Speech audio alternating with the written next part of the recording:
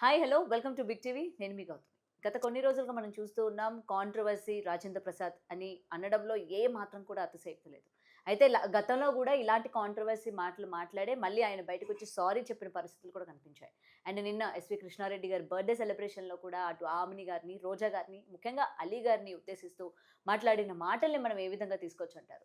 So ఇదే విషయం పైన మాట్లాడదాం. ఇవాళ మనతో పాటు సోషల్ యాక్టివిస్ట్ మనోజ్ నామాల గారు ఉన్నారు. మ్యామ్ నమస్తే. నమస్తే గౌతమి.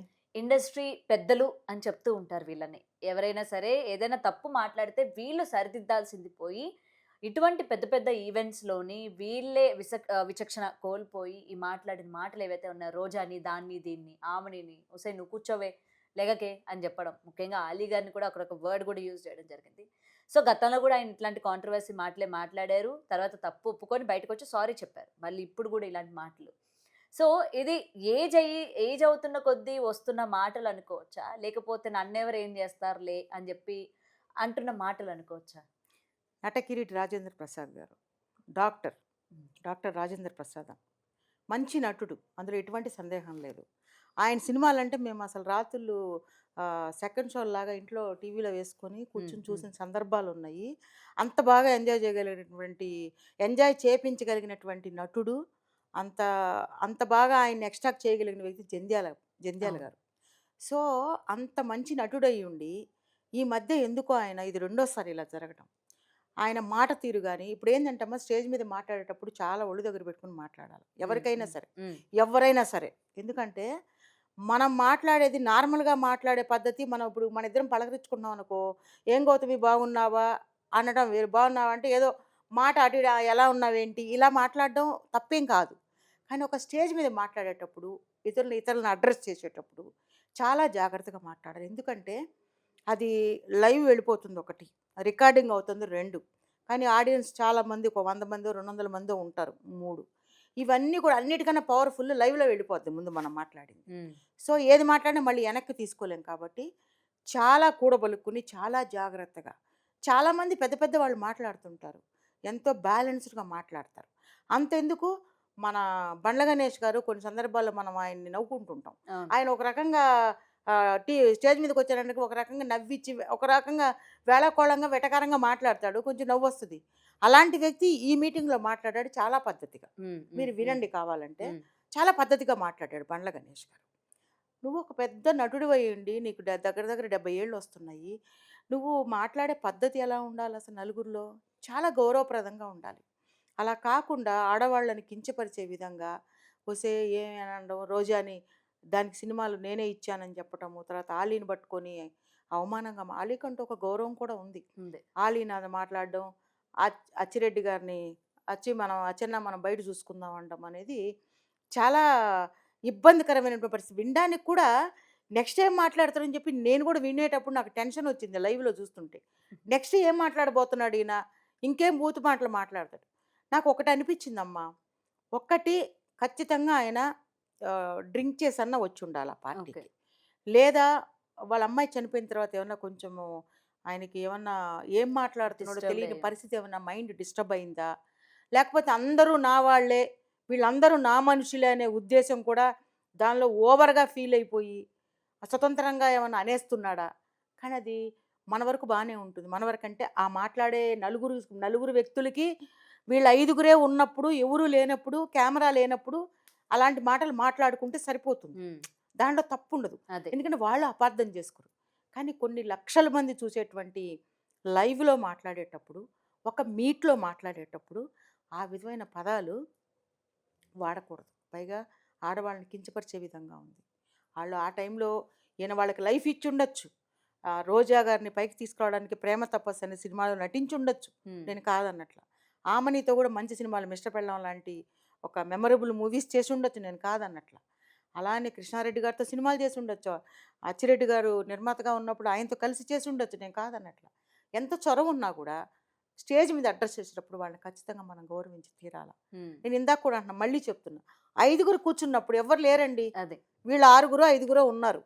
ఒరే తరే అని ఎలాగ మాట్లాడినా కూడా ఎవరు రికార్డ్ చేసేవాళ్ళు ఉండరు కాబట్టి ఆ ఫ్రెండ్లీనెస్‌తో ఎంతైనా మాట్లాడొచ్చు. కానీ ఒక స్టేజ్ మీదకొచ్చినప్పుడు పూర్తి కాన్షియస్‌లో ఈ స్టేజ్ నాది అనుకోకూడదు. ఈ స్టేజ్ మీద నేను చాలా జాగ్రత్తగా మాట్లాడాలి. ఇది నాకు ఒక గౌరవప్రదమైనటువంటి ప్లాట్ఫామ్.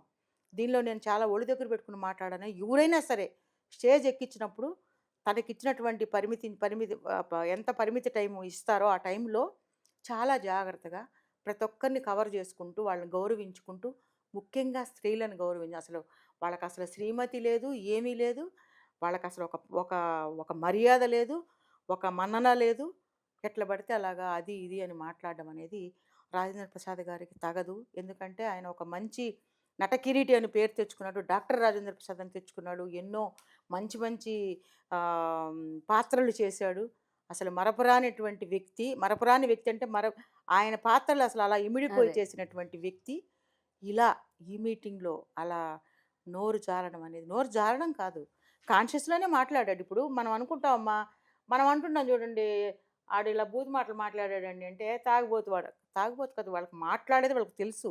ఉమ్, ఒక మొండి ధైర్యంతో మాట్లాడతారనమాట. ఉమ్. వాళ్ళు మనల్ని ఏం మాట్లాడతారు ఎవరేమంటారులే. మనం అనుకుంటాం, తాగుబోతు ఏం మాట్లాడాడు తెలియదు కాదు. వాళ్ళకి మిగిలిన వాళ్ళకన్నా వాళ్ళకి బాగా తెలుసు ఏం మాట్లాడుతున్నాం అనేది. ఒక ధైర్యం అనమాట. నాకేంటి, నన్నెవరేం చేస్తారులే, నన్నేం చేయగలరులే అనేటువంటి ఒక ధైర్యంతో మైమరిచిపోయి మాట్లాడే మాటలు అవి. ఉమ్, సో అలాంటి మాటలు అనేవి చాలా హర్టింగ్ ఉంటాయి.